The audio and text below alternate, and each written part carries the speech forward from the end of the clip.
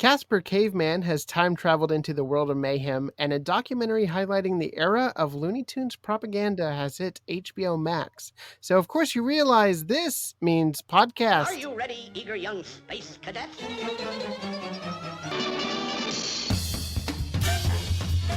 Meep, meep.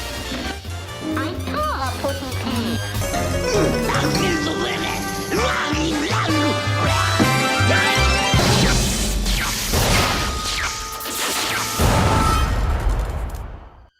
Where's the kaboom? There was supposed to be an earth-shattering kaboom. Hello, and welcome to Of Course You Realize This Means Podcast. I'm your host, Jonathan Graves, and with me today, I am so thrilled to bring to you two wonderful friends of mine and voices of media that, I mean, they just eat up media and regurgitate it daily. So they're going to love Looney Tunes, of course. Thank you so much for being on the show, Mike Manolo and Stephanie Sandmeier. Thanks so much, John, for having us. This is awesome. This is the first time I've joined a podcast about something that wasn't comic books and sci-fi. So thank you for having me. This is an honor. You're welcome. You're welcome.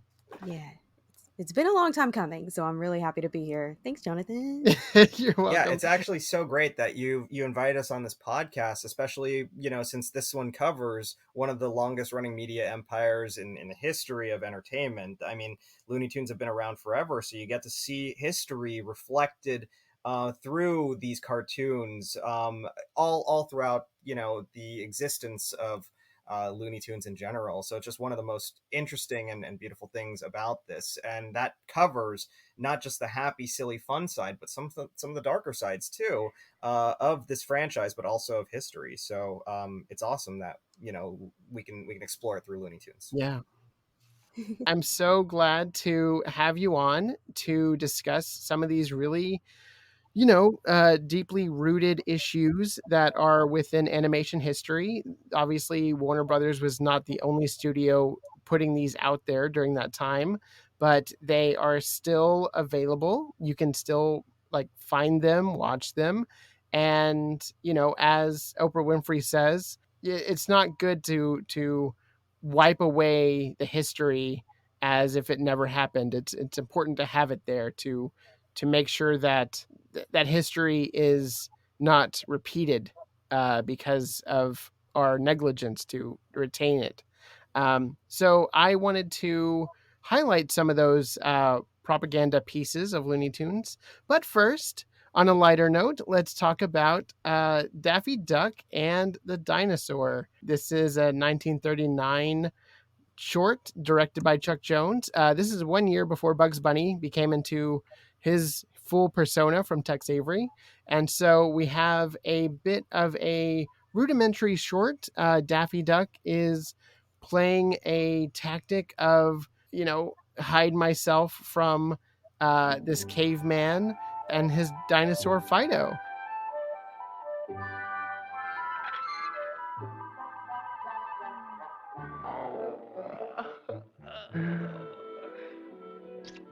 Gee, am I hungry? I could eat a saber-toothed tiger. Well, anyway, half of one. Well, this isn't getting me breakfast. Here, Fido.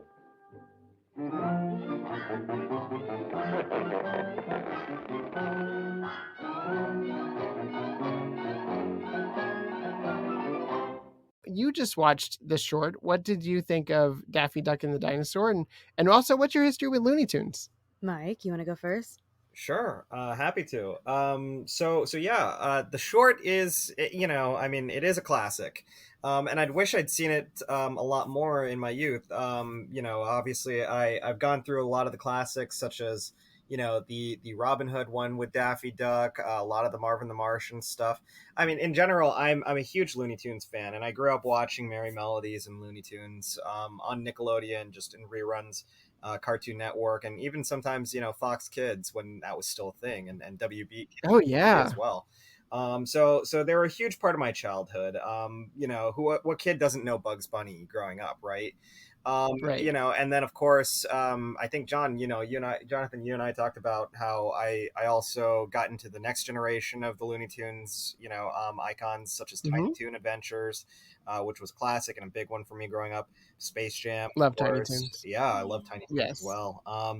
Space Jam, the Looney Tunes show, the new Looney Tunes cartoon show on HboMax, which is fantastic. If you guys haven't seen it, so the Looney Tunes, particularly Bugs and Daffy, they've been with me for a long, long time, and yet, having said all that, Daffy and the Dinosaur is not one of those that I've actually remembered or retained a whole lot of memory for. So, Oh when wow. I Okay. rewatched it, yeah, when I rewatched it, I was kind of surprised about how how new it all felt to me, and you just have some of these classic textbook Looney Tunes tropes all present in there, which I absolutely love. The chase with like the Rock and Daffy in the lake, Daffy's signature "whoo" call, like whenever he's tricking somebody. Classic signs, kind of, pointing to a gag that's going to pay off later on. And one of the things that I thought was really surprising, really interesting was there's not as much voiceover in these earlier cartoons, right? Like it's a lot of music, it's a lot of sound effects driving a lot of this cartoon. And Really leaning into the melody yeah, part of the Merry Melodies. exactly. Which I found very very refreshing because you just don't see that in cartoons today. They're very dialogue heavy. So yeah, it just reminded me of simpler times. Absolutely. And Stephanie, you've seen this one quite a bit, right? Quite a bit. I had those collections of VHS tapes where it would have Looney Tunes and Merry Melody and Superman and just all the cartoons in one cassette tape. And this one happened to be on the cassette tape that I owned. So I Nice. watched it very frequently as a child. And as Manalo has mentioned, like watching things on Fox Kids and the Saturday afternoon show, like programming, like you'd see a lot of Looney Tunes. And when Tiny Toons came out, I went nuts. It was adorable. And I love cute little babies. So, of course, of course I'm a fan of that. Uh, and when we get to the Daffy Duck and the Dinosaur, it is so precious to me because like Fido is like the dog dinosaur, kind of like the one from the Flintstones. I can't remember. Dino. Mhm. Dino. Oh God, Dino. Yeah. So he was basically like what Dino was inspired by. I want to say like that might not be truth, but whatever. Oh, he might be Very actually. possible. When I you would think about it, like Yeah. yeah, like I the possibilities are endless. But yeah, like Fido's the precious dog dinosaur, and like I felt bad for him. But we can dive deep into this, later on. But yeah, this one I've watched from front to back millions of times. It's probably one of my favorite ones, and I love it. I love Fido. Oh. Oh, yeah, it's obviously part of my childhood too. It was obviously in syndication, and whenever they did the Bugs Bunny and Tweety show, they would always have these other rare shorts in between the more popular Bugs and Daffy vehicles. And I really like this picture because it's simplistic. It is obviously Daffy being wacky, which we all love, Mhm. and it's got a really rare character at the face of it. And it's a rare occurrence of someone other than Mel Blanc voicing a character against Daffy. And this guy was a friend of Mel's and everybody over at Looney Tunes at the time. His name is Jack LeCoulier, and I think I'm saying that right. Les Cooley? I don't know. Um, but he was known for doing impressions of other celebrities, and one big one was Jack Benny, who was a late night talk show host back in the day. And Jack Benny and this guy were really close, and so that just made sense for him to come on this show and on Looney Tunes and do a voice. And thankfully he did, because this character is really not like very many other Looney Tunes characters. He speaks differently. He has a different era about him. He's very methodical in his planning and his in his reactions to what Daffy's doing. Like there's a moment, we can dive deep now. There's a moment where he literally takes off his caveman suit and he has on a pair of swim trunks and he goes to dive into the water with Daffy to like strangle him and like get him for food. And Daffy just holds up a sign and says no swimming, and he stops in midair and then retracts his leap. And he goes back to land, and then he just starts contemplating other ways to get him. And it's like no other Looney Tune character would ever do this. Right, there's a level of logic with this guy. So that's the way it is, eh? All right then.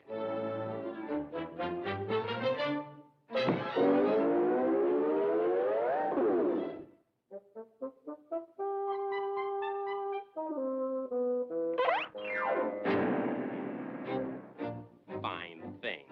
No swimming. Other cavemen get to go swimming, but I never get to do anything. Yeah, it's like his humanity gets in the way of his looniness. You know, I mean, like, props to him. I mean, if he was like a D&D character, it would be lawful bad or lawful evil, right? Like, he's following the rules, you know. And he's not chaotic, you know, but he's still kind of a bad guy, I guess. That's a perfect way to put it. Whereas Absolutely, Daffy, Mike. very chaotic. Chaotic Yes. good, I guess. Yeah. But Stephanie, what were some of your favorite gags in this? Oh my gosh. I would probably have to say the where Daffy like blows on the little whistle and like stops the rock while it's in midair just to let swans pass.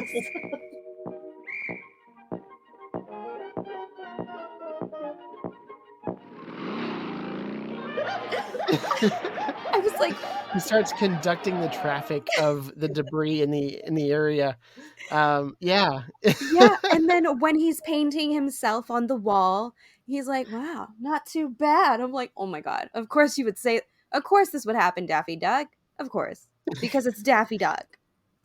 Very artistic, I would say. Very talented, very realist. And it fooled Casper because Casper went to whack it with a mallet and just hit rock, and then the whole world spun around for him. That's how you know how talented an artist Daffy is. He can paint such a realistic picture of himself on a rock, you know, and trick a caveman. That's impressive.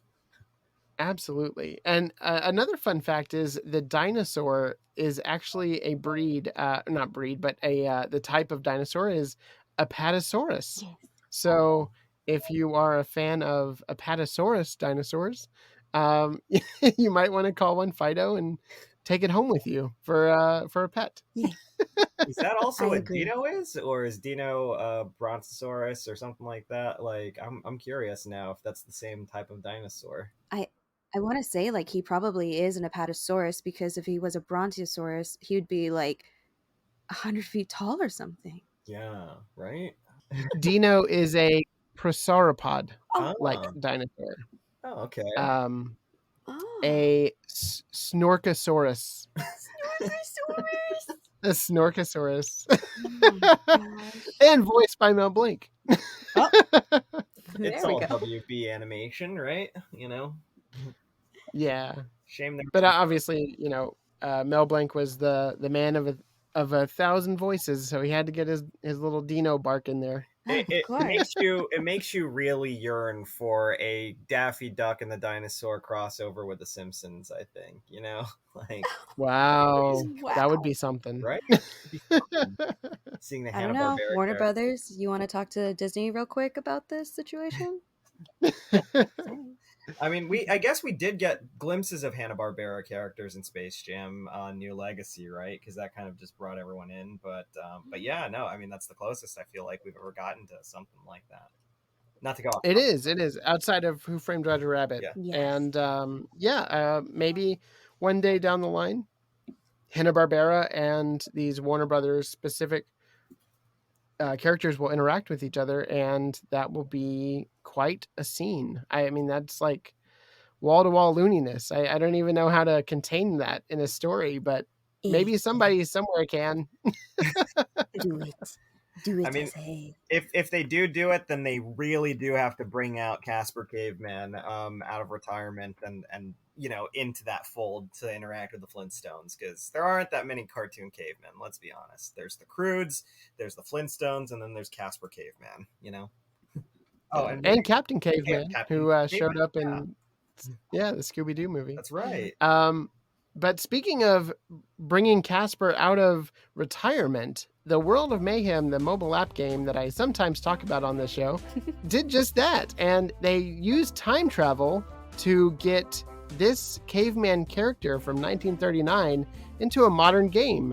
And his description is as follows: an ancient grump armed with a club, he'll do anything to have that duck for breakfast. Having his happy-go-lucky Fido by his side is essential for this, of course. And in the game, you get to play as Casper Caveman if you unlock him, and use Fido in attacks. I would like to play as this character. That sounds fun.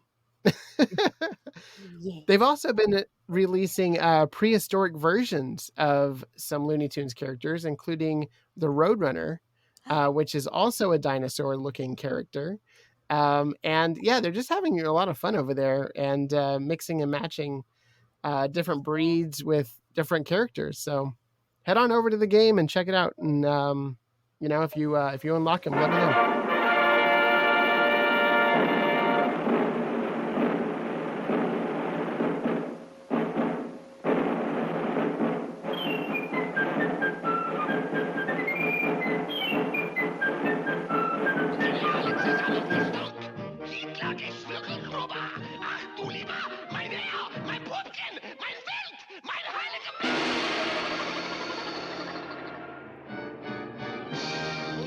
So that brings us to our main topic today, and obviously with it being May and Asian American and Pacific Islander, a Heritage Month, HBO Max went ahead and put up a documentary on the streaming service, and it's called Yellowface: Asian Whitewashing and Racism in Hollywood. This came out in the year 2019, right before the pandemic.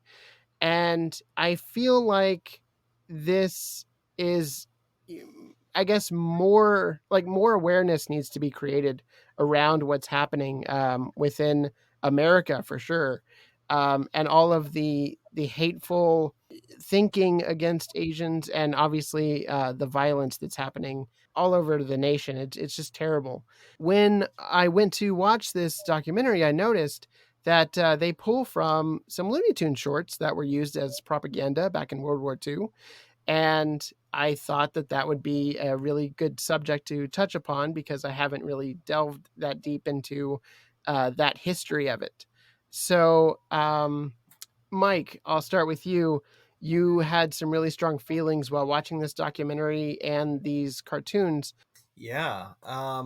First off, it really is an amazing documentary. So if you haven't seen it, it's only about 58 minutes, less than an hour. Okay, and it's a Yeah.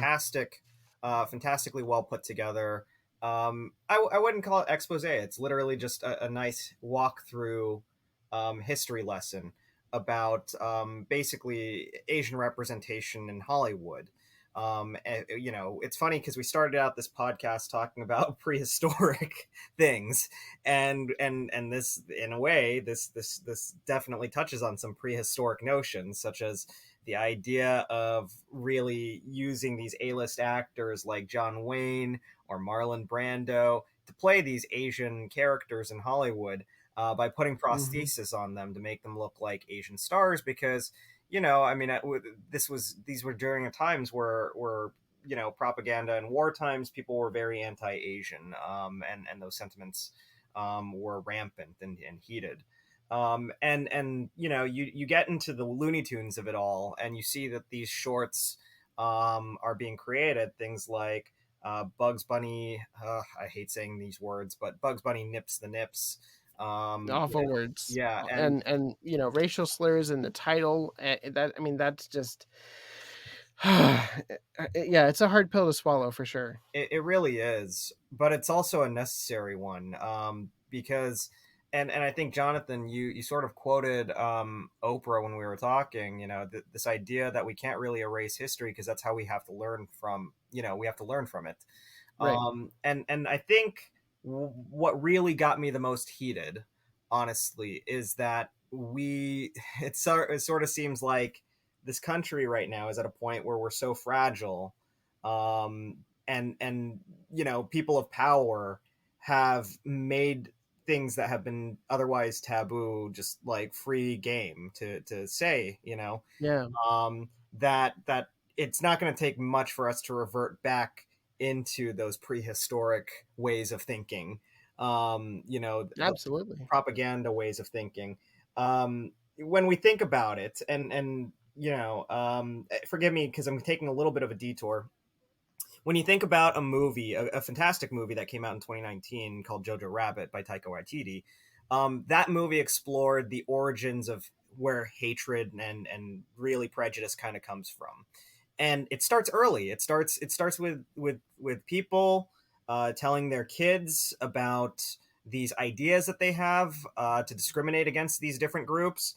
And though that was a movie, and it's an excellent movie at that, these cartoons, such as the Bugs Bunny one, those are reality, and that's where you see something like this happening in real life. People spreading this idea, this message of hate, and this message of discriminatory and prejudice thinking to their kids.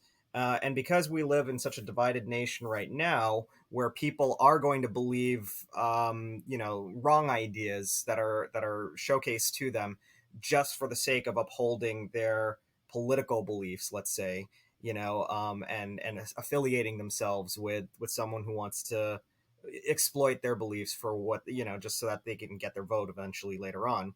Right. Sorry, I'm tiptoeing around names and specificities. I can get into those if you want later on, but for now, I'll keep them, vague but obvious.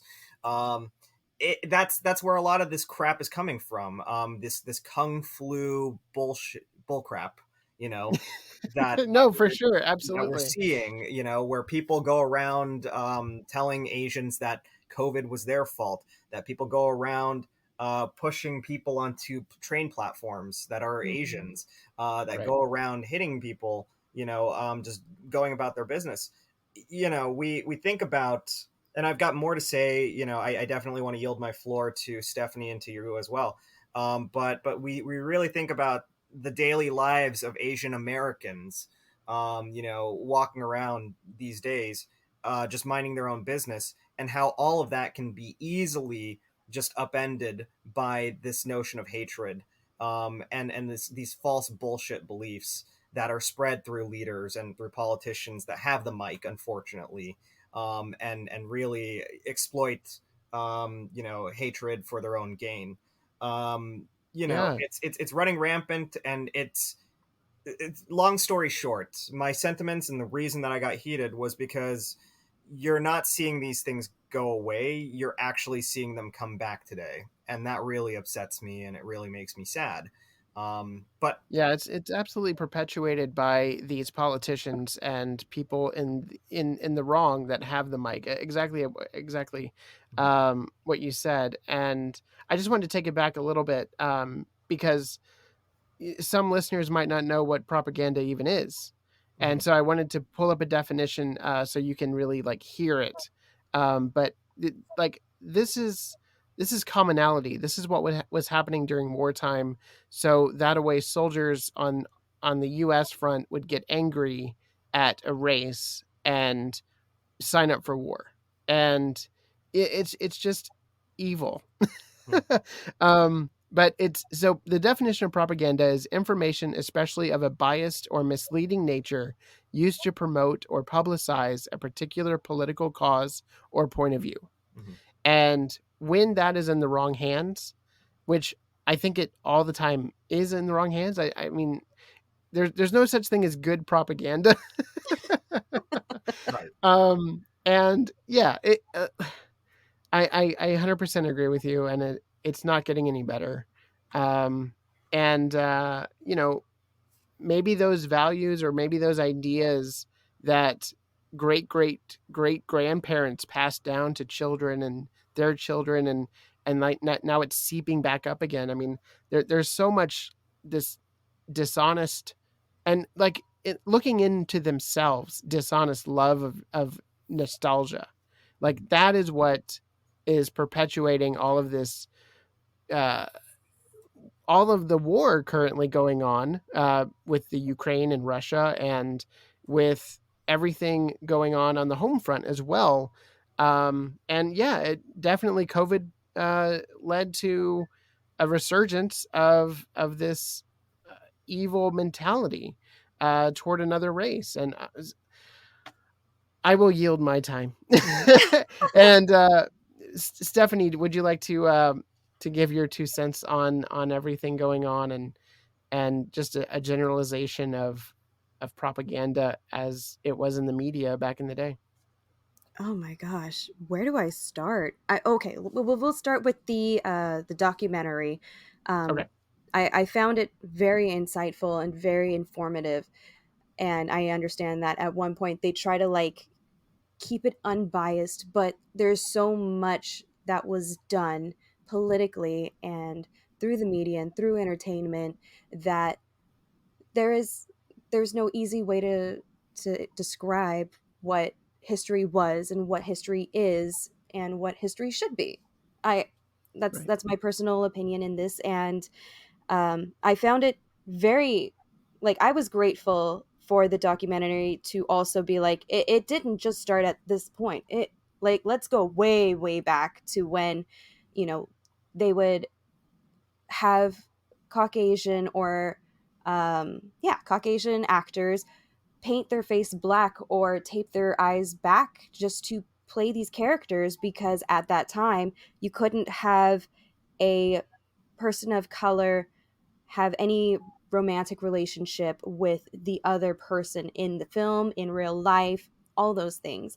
Right. And I, I'm very grateful that they brought up the whole blackface issue and how they would just be very racist and very stereotypical, and that's just how entertainment was at the time. And And for it was it to, wrong. it was so wrong, and we know that it's wrong. And some people who are older than us that were raised with this sort of media understand now that it was wrong, but didn't think about it before because it just wasn't a conscious situation to think about necessarily for like non people of color.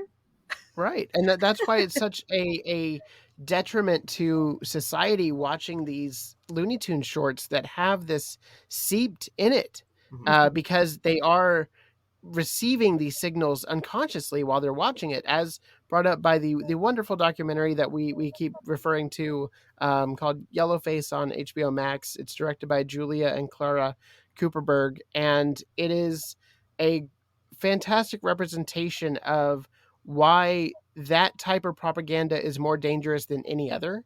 And it's because it has you vulnerable to the ideas that it's presenting, and it's while it's making you laugh. One of the things about laughter is that while people are laughing, they are susceptible to even more information than when they're not. So if you have a propaganda comedy, it is more effective than if it's just a news like bulletin or like something flashing at you, to believe or to uh, act upon. You're not going to do it. But if it's like subliminal, if it's like steeped into a piece of entertainment, then it's way more dangerous. Absolutely. Yeah. And, they did reference Looney Tunes and how some of the propaganda that was posted was for that exact reason that you said, Jonathan. Like, Yeah. and when we checked out the other, like, the Looney Tune clips that you referenced, that the documentary referenced and that you suggested we should probably take a look at before, so that we're fully equipped with today.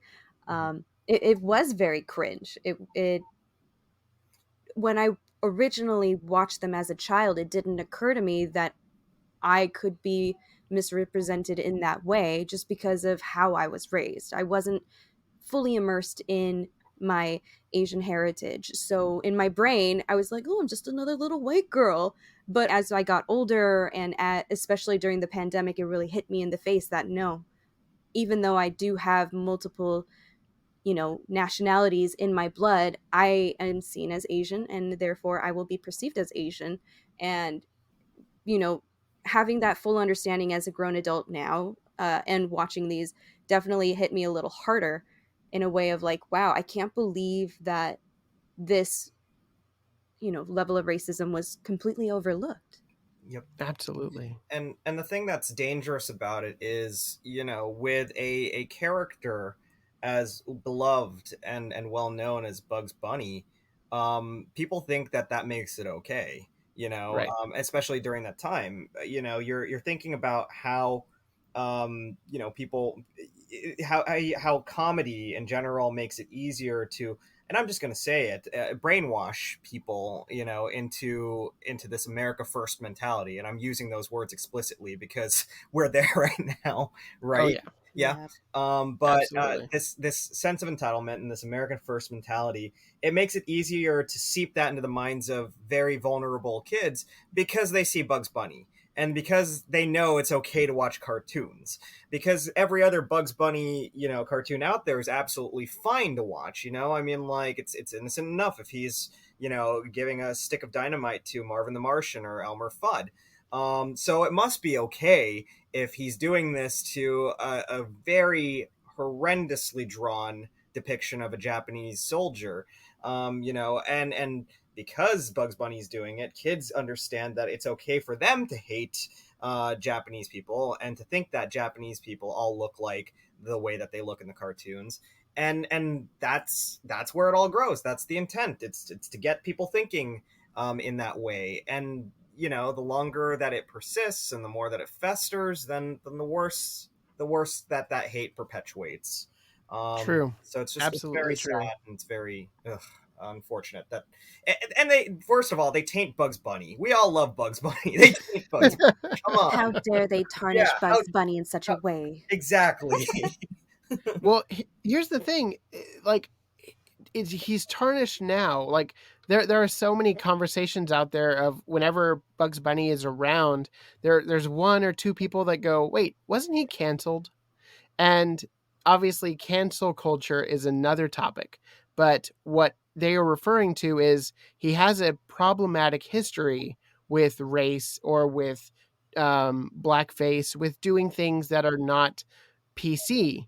And they were wrong then, they're wrong now, but the media, as it was, they were proud to present Bugs Bunny doing these things, especially being at the forefront of riling up the troops to go attack the Japanese in World War II because of the bombing of Pearl Harbor and all of the rage that they have. They really wanted to root for somebody, and Warner Brothers was happy to present that to Americans.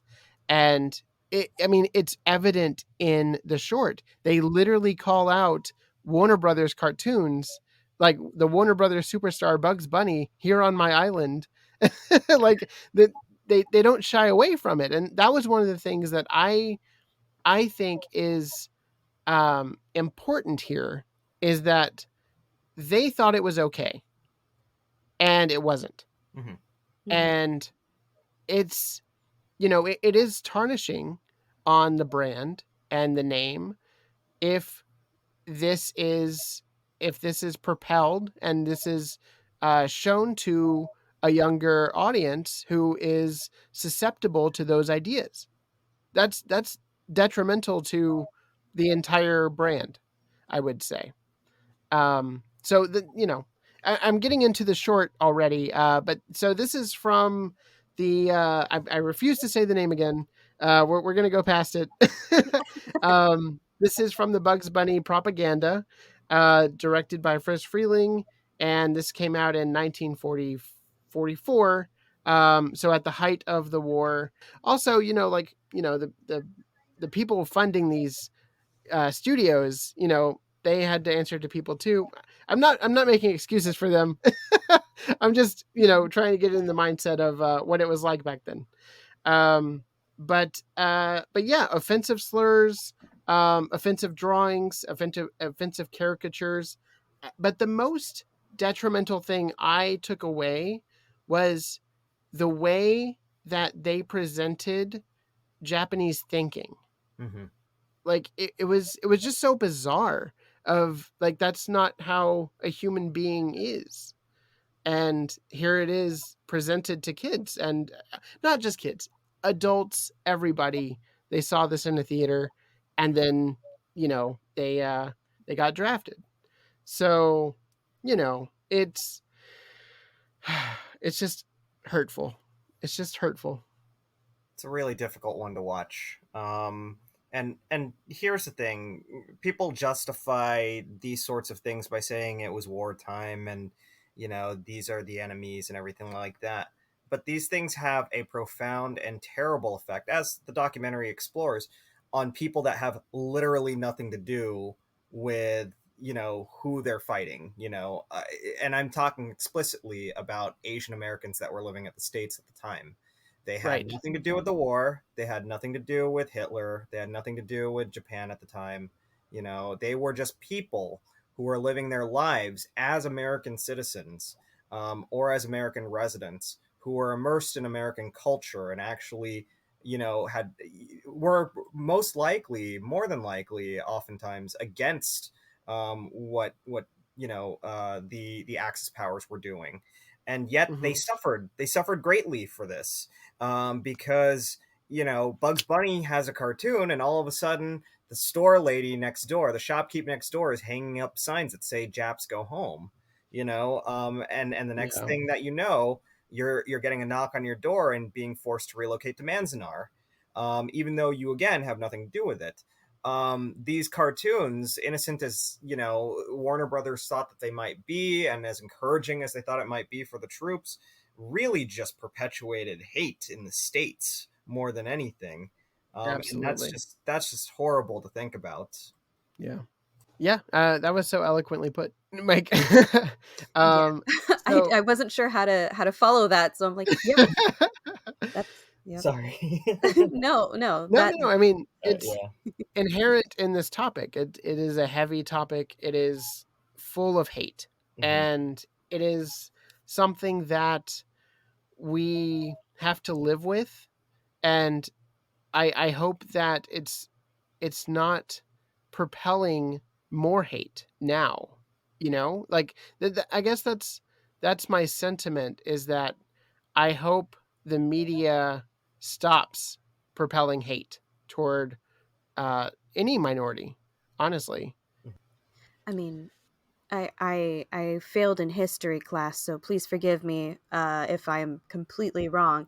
But I believe at a certain point in history, at least in the U.S. history, there was something that passed to where you don't necessarily have to give correct information as long as it's entertaining and it grabs views. And since then, we haven't really had many news outlets properly delegating correct facts. And because None of of it this sort of is really situation, reliable. Yeah. yeah, no, yeah, it's like I can't trust any of you guys. Like I gotta go outsource somewhere in a different country because y'all can't get your facts straight. My goodness, but it, yeah, no, it makes me mad. I don't blame you. Get me mad too. If you could see my face, you would see the hurt because like there were charts on how to separate what a Chinese person looks like and what a Japanese person looks like, and it's like there's so many countries in Wow. Asia, like it's hard, you wouldn't be able to like really understand who is from where and what does it matter kind of situation. So like when all these Japanese people had to be uh, sent to these camps, and what's to say that the people that weren't considered Japanese didn't get attacked during that time? Absolutely. Yeah.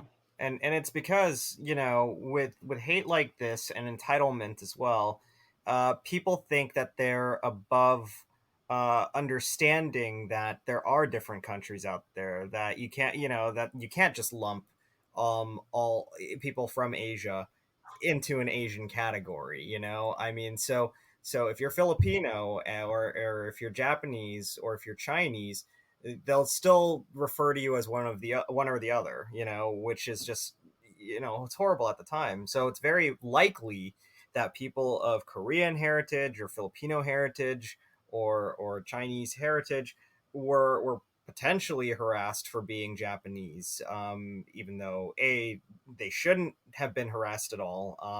The Japanese Americans even shouldn't have been harassed at all, and B, no one seemed to care that these were other races. So yeah, it's the nature and the fragility of this country that really sometimes makes me, you know, just livid with the state of things back then and today. Yeah, absolutely, 100%. The solid And audacity. and you know, this is a Looney Tunes podcast, and there is one director who I have never talked about on this show, and for good reason. His shorts within the Merry Melodies and Looney Tunes brand are entirely racist and highly controversial. His name is Norman McCabe, and this is the only time I'll bring him up. So the other short that is brought up in this documentary is called Tokyo Jokio, and it's from 1943, and it pretends it's a newsreel from Japanese cinema that was captured by American troops, and each segment separates a supposed, you know, praising of Japanese life in the war effort. And in reality, each segment contains satirical content, often racist satirical content, to depict the Japanese and their Axis allies as incompetent, pathetic, self destructive failures. Mm-hmm. None of this was remotely funny. And, you know, it was rough to watch this. I had never seen this one before, and apparently he was a corporal, and he somehow got a job in animation. But yeah, I we don't have to talk about this one for very long. But is there anything, Mike or Steph, you want to say about this one? My God. Yeah. That's kind of it. Just That kind of sums it up. I mean, I can't think of, you know, other words to describe this, but just my God, you know, and the sheer audacity of what the ideas that he's peddling out here. You know, it's just, I can't believe, and I'm glad that you kind of brought his name to light, Jonathan, because I'd never heard of him. Right, you hear of the greats like Tex Avery and Bob Clampett, and Right. naturally their shorts and their, you know, their work become the thing of legend, especially from a Looney Tunes standpoint. Even Fritz Freeling, who made the terrible Bugs Bunny cartoon, he has had a history of terrific Looney Tunes shorts in his life. Yeah. But I've never heard of Norman McCabe, and it you know, the fact that he's a corporal and everything like that during this time, that kind of says everything right there as to what his sense of humor would be, why it would be the way that it was, and why his name is not nearly as well known or well received as the greats like Tex Avery or Bob Clampett. So yeah, I'm glad that you're exposing the idea that he's been putting together these really awful cartoons, and thank God, I think at least Warner Brothers has the good sense not to necessarily promote those or really add those to their DVD collections, you know, because that Tokyo Jokio short was just horrible, horribly offensive, incredibly cringeworthy, and just infuriating at its core. The way that people, you know, he presented Japanese citizens, their motivations, their thoughts, even something as simple as them eating, you know, was really horribly offensive. And I just found myself becoming angry. So that's why I have to put on Daffy and the Dinosaur a couple more times to calm down. after that. Yes. It's a brilliant palate cleanser for anything that is remotely heavy. Yeah. And you know, to the detriment of Porky and Daffy, they do nothing wrong in this short, but their faces are at the beginning of it. Yeah.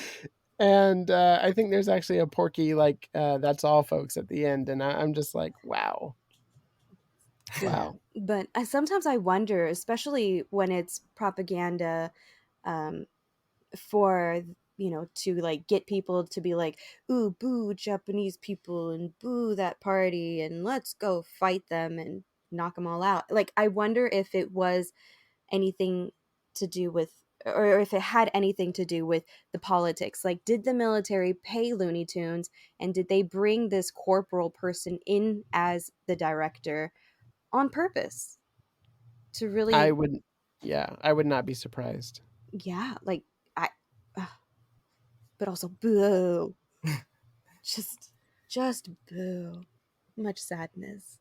I mean, there's part of me that thinks that, you know, at the time, of course, it is a time of war, so everyone at their heart is trying to do right by, you know, who they think is defending the country, right? Like, again, Yeah, American first mentality. So you do have yeah, kids collecting scrap metal, even have like Marvel at the time drawing and creating characters like Captain America, you know, in response to you know, the allied powers versus the axis powers, right? Yeah. And I think that this was potentially the way that you know, Warner Brothers felt that they were contributing to such efforts, you know.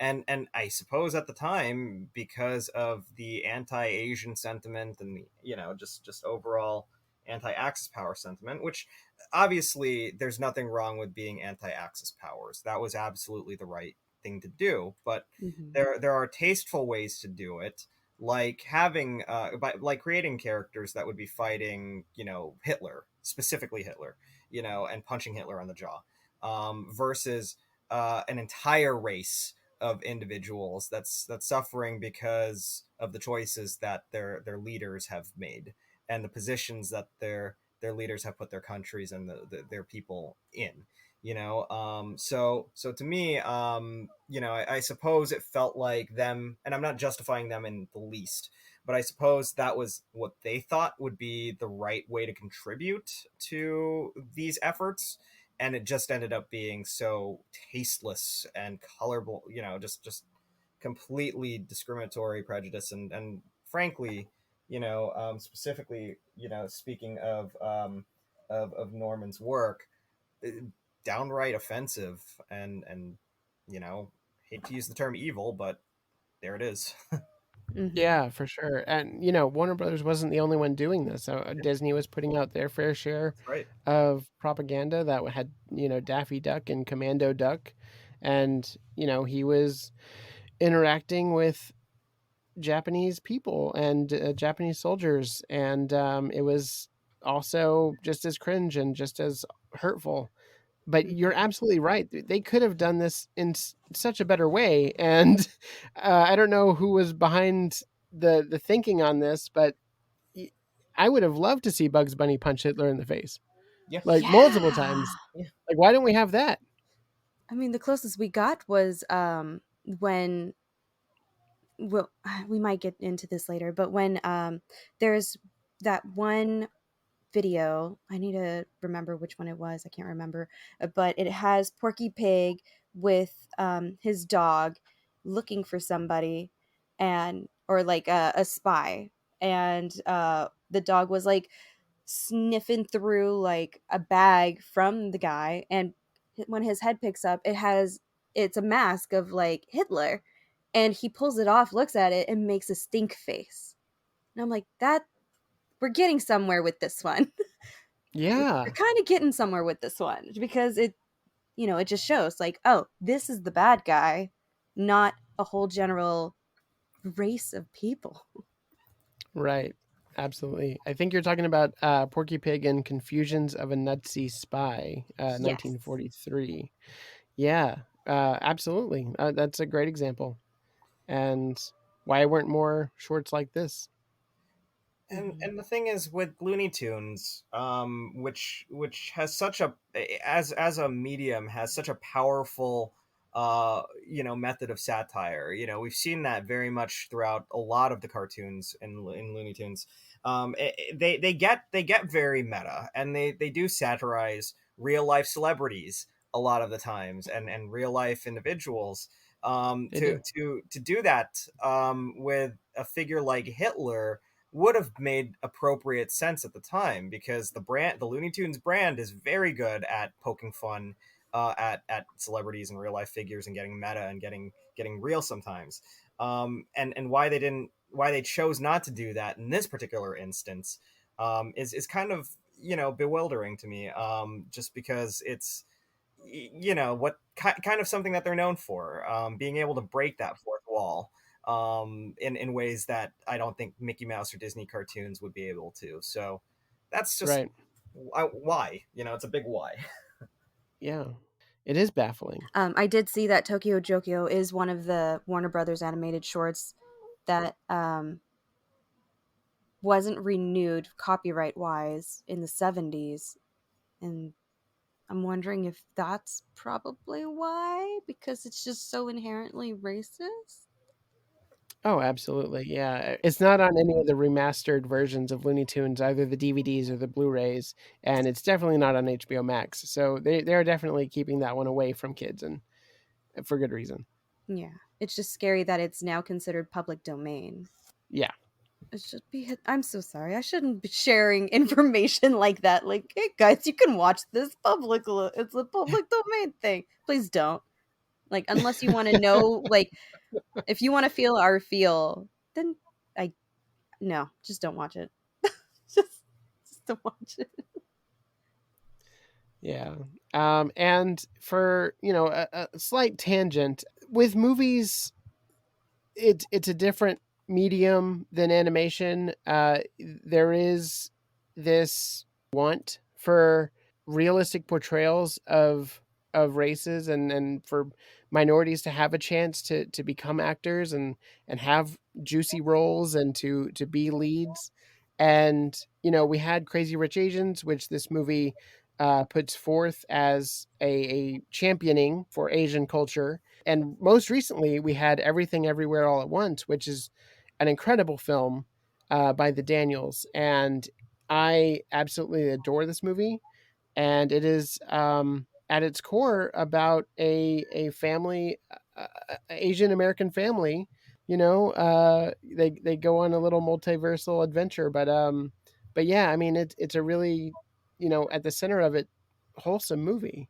And then you see what happened in old Hollywood, and you're just like, oh my god, like the whole Marlon Brando thing, as you mentioned, and Christopher Lee, and these white actors taking up these Asian roles in the worst possible way. And it we recently had that again with Doctor Strange and the Ancient One. And Kevin Feige and the team have apologized for doing that. But yeah, I Tilda, mean, why yeah. would you say yes, Tilda? For It was kind of baffling again. It was, and for what it's worth, at least it led to Shang-Chi coming out last year, which was awesome. Mhm. Yes. Which had a lot of fantastic Asian representation in it as well. But we had to, and we should never have, but we had to steep into controversy and a problematic casting in order for us to get Shang-Chi, which in and of itself also helps correct and rectify the sad history of how Asians have been portrayed in comic books, because when Shang-Chi debuted, it was a very racist and pretty horrible comic book line. So having deviated from that into more modern interpretations of the character, that definitely benefited them. But you're right, we still are seeing a lot of this today. Ghost in the Shell is absolutely, example as put as an example in the documentary. Doctor Strange definitely, and then also The Martian, I believe. the character Mark Watney, which was played by Matt Damon, was actually originally an Asian character in the book. And it just continues to go because of this antiquated notion that A-list celebrities sell. But because we've had so many decades of conditioning in Hollywood of casting these white actors and exclusively white actors to play all sorts of roles, and that's why the white actors have been able to actually become bankable stars, whereas Asian actors who have been trying to make it in the industry are never casted for big roles, for big budget movies, and therefore are never given a chance to become A-listers. The studios will just go around and write off Asian actors as not A-listers, which is ridiculous, especially Yeah. at a time when status symbols like A-list actors and name recognition when it comes to actors, that's not what's selling movies these days, unfortunately. So I can't imagine why studios would still continue this antiquated notion of we have to cast white A-list actors in order to sell our movie, to justify things. Yeah. Yeah, very brilliantly put, and I completely agree with that sentiment. Obviously, Michelle Yeoh would have a different opinion, and Gemma Chan. But yeah, I mean, you just look at where Hollywood is now, and yes, it is leaps and bounds better than where it was before, but there's still growth. There's still a lot of work to be done, um, and it's important work, and I hope that things change for the better sooner than later. Just be freaking courteous to one another. Yeah. Right? Yeah. For the Holy hell. purposes of those listening, I know that this may be a harder one to listen to because there is a lot happening in this world right now that is a lot to take in. Very difficult stuff to take in, difficult matters to take in. And when we watch these sorts of movies, when we watch these sorts of TV shows, especially from a historical sense, we know that there were problematic things in the past. We know that we're still working towards fixing those today.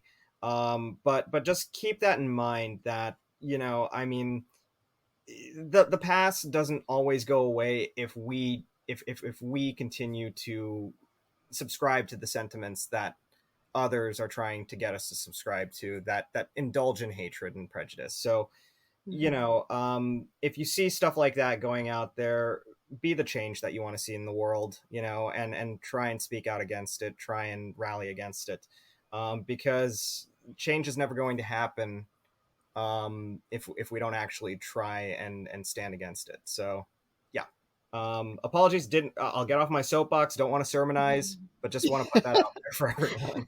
No, Yeah. that's great. That's great. Thank you for saying that. And honestly, this conversation isn't an end all be all. Like, well, this conversation needs to continue and happen outside of this podcast, and in your own world, and do some educating yourselves, and find your own voice and perspective on it.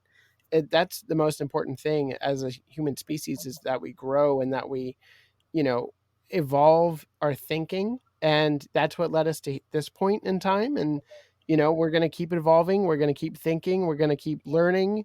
And that's the best we can do as a human species. Mhm. So thank you, Mike and Stephanie. Yeah. It is an uncomfortable conversation to have, but it is a necessary conversation to have. Yes, indeed. Absolutely. Yeah. Yeah. Okay, I'm done. Thank you, Jonathan. Yes, Jonathan, thank you for having us, for sure. Yeah, of course. Mike, where can people find you online? Yeah, so I'm on Facebook, Twitter, and Instagram at TidyBullBoy182 across the board. But you can also find my work on thenerdsofcolor.org, whattowatch.com, and that's at LA. Cool. And Stephanie, what about you? Oh, you can find me on Instagram at Stephanie Sandmeier, or it's easier to check out my channel Nom Talk Network, NOM Talk Network. Woo, It's a lot of foodie things and nerdy things. Lately, we've been reviewing a lot of movies, like throwback movies, and there have been some where we look back and we're like, that was a little problematic. But yeah, we occasionally have those tough conversations, but there is still some really fun foodie nerdy talk content as well. You can also find some of my interviews that I've had with cosplayers of color on nerdbot.com. Awesome. Yeah. And yeah, I second that. Shout out to Nom Talk. There's a lot of great, delicious looking things over there, and even more delicious conversations to be had. So definitely check that out. And you can follow the podcast over at Twitter at OFC This Means Pod, and This Means Podcast on Instagram and Facebook.